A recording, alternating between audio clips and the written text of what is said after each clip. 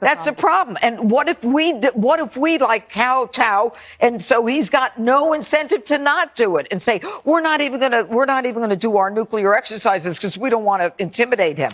Greg, we've got the wrong guy in the White House. Lots to choose from there. Yeah, I think that the overarching message is we should be very wary of being pulled into anything based on narratives coming out of Ukraine or Russia. There's a lot of stuff that we hear about that turns out not to be true. The media is framing this in a way that is, and this isn't my analogy, but this is the way I feel, that Ukraine is like the child of a divorce, and they're fighting for custody, and Russia is the biological parent, and we are the stepmom who doesn't want the abusive dad to get him. That may not be an accurate analogy, but that's how I feel the narrative dynamic is going.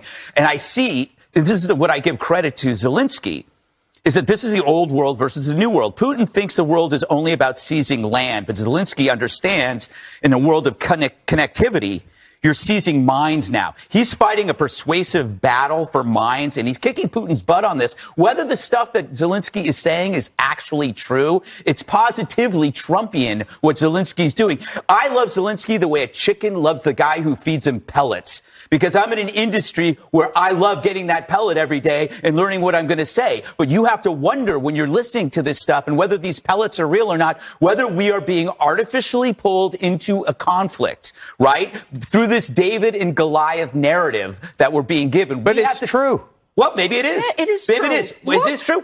Maybe it is. I'm not saying it's not true, but I'm saying you have to be aware of what's true versus what stands out. Everyday planes leave every second of the day. The only thing that stands out is when a plane crashes. So we like the stuff that stands out to be reported, but it's not necessarily representative of reality. We have to ask ourselves every day, are we being manipulated into entering a war that we should be no part of? And I resent anybody saying, oh, you must be pro-Russia or pro-Putin. No, I'm just pro-America. But you can't deny your eyes, though. You can't. Well, I understand that. Are you arguing for getting involved then? I think what I argue is getting involved as far as we can get involved, giving them everything they possibly need that we have.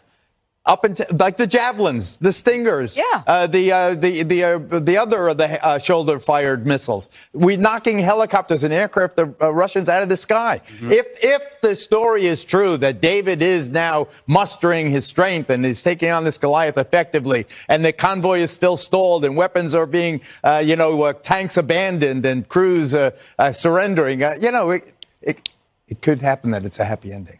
I hope so. All right. Ahead, Putin's brutal assault on civilians gets even deadlier after another attack. I sense all good ideas. I sense, Greg, in you a conflict that you don't know. You're not convinced with the prevailing narrative. Yeah, that's a pretty good assessment. I can feel the galvanizing force of these stories that kind of have sped up and are accumulating to create a narrative, and they only go in one direction. And I understand why they only go in one direction, because it's the invaded who experience the atrocity, right? And that's all we're going to see. However, I can't help but feel that this is a lot like other stories that we've gone through in the digital age, in which an image is taken and then played over and over and over again to create some kind of emotional response out of you, because that makes a profit for news companies, right? So we had, for a long period of time there, we saw nothing but videos of police brutality. And then over time, we discovered the mundane reality that police were interacting with suspects in high crime areas, and that led to certain kinds of problems. That's the mundane reality. But instead, we were pummeled with images of police brutality, which led for a year of riots. There's some good things and some bad things coming out of this era. This is like a crisis that you're seeing in the digital age. So that means if there's almost a self-healing capacity around the world, everybody can join in and do something about it. I think that's really good, whether it's like humanitarian or what. We're all seeing it at the same time. There are crises like this that have happened for thousands of years and nobody knew. We just didn't know, but now we see it. The bad part about it is there is this galvanizing kind of narrative that is there to create a reaction. And if somebody like me says, hold on a second, and you try to counter the drumbeat, you're seen as an inconsiderate, cold-hearted pussy. But if you amplify this story, if you amplify that story, why can't you be called pro-war?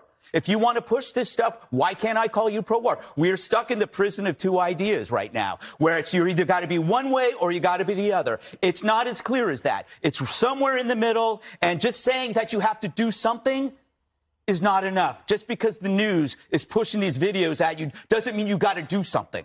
And on the other hand, I cannot forget Lindsay Adario's photo of those two dead little children, and they were dead, unequivocally. Unfortunately, we forget killed. a lot of things that happen here. More on the Iranian. Oh, no. Biden! Oh, no. Oh. The refugee crisis getting worse by the hour. More than 2 million people have already fled Ukraine, including 1 million children. Families being ripped apart from their loved ones as they desperately try to survive. Benjamin Hall is live in Kyiv with more on this. Yeah, good evening, Judge. And speaking as someone on the ground, I want to say that this is not the media trying to drum up some emotional response. This is absolutely what's happening. From the cities of Kharkiv to Mariupol to Chernihiv, they are being absolutely flattened. And from all corners of this country, people are fleeing for safety. 2 million of them, as you say, so far have gone. And in the city of Mariupol, people are drinking water from puddles because the Russian forces haven't allowed them to get out. When they have tried to get out, they are shelled. Those routes are mined. The Red Cross buses have been unable to get in. It is an absolute catastrophe. And the people caught in the middle are the ones who are really suffering. And don't take it from my words. Take it from the words of some of those who are trying to flee. Have a listen. We're just saving our lives, and that's it. That's all we can do here. What have you left behind? Our families, everything. Everything is we have 2 bags, and that's it. There is more video than we know what to do with. So often does it come in, and so widespread is it. It is a tragic, tragic thing that is happening in this country. We will continue to cover it for you here on the ground, but it is only set to get worse. Back to you. Thanks so much, Benjamin. And if you would like to help out the refugee relief All around the world, in which America is going to be asked to take a leading role. We just have to figure out what we're going to do about it. Last word, Greg. I don't know, Dana. What do you think? Should I address Benjamin Hall's cheap attack on me, or should I be a good coworker? You can't and let say it that. slide. You can't say But you remember what you said about our reporters last week. I said wonderful things Fully about that. collegial. Yeah. No, I think But he also promised he would say bad things the next day. Yes. I did, but I will be the better man here.